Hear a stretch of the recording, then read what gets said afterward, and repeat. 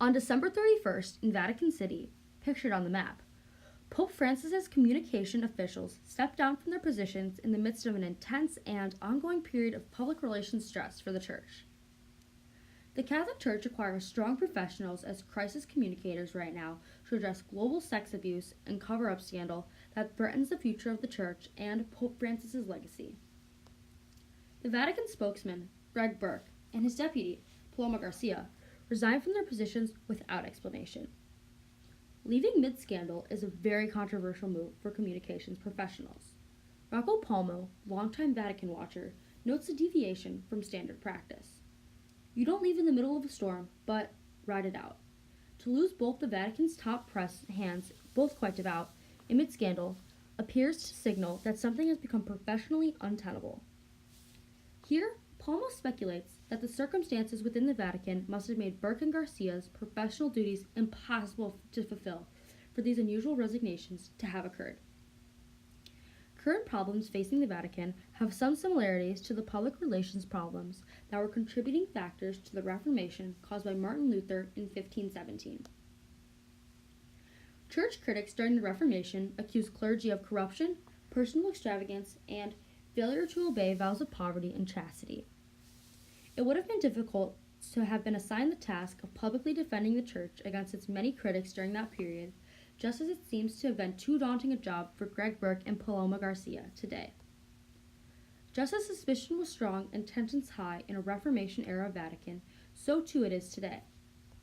Winfield concludes that Burke's statement on Twitter that the immediate resignations were months in the making suggested that they were not over the recent appointments, but a reflection of more deep-seated institutional problems.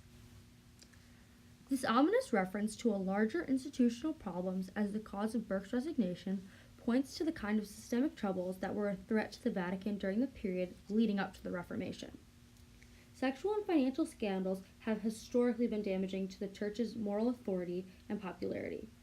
Pope Alexander VI, whose reign only ended a few years before the start of the Reformation, admitted that he had fathered several children with his concubines.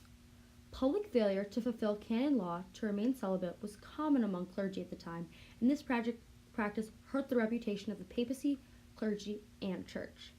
Today, widespread failure to live according to the vow of celibacy among clergy has been uncovered and is a massive blow to the Church's image on the world stage. The loss of two highly competent and devout professionals, Burke and Garcia, is more bad news for the Vatican. Both people are highly skilled in controlling the negative impact of damaging public relations, and this loss will destabilize an institution in need of serious damage control. The thesis presented in this article by Nicole Winfield is the resignation of Vatican officials is a sign of bigger problems to come for the Church.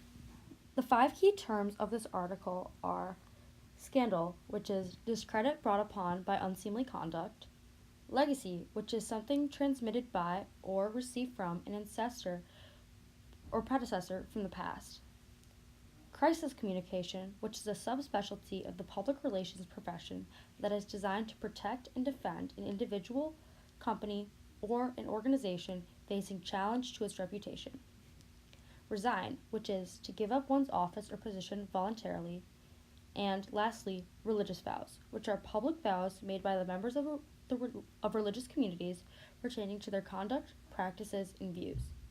In conclusion, these resignations are poorly timed, unusual, and could be a sign of larger problems to come for the Church.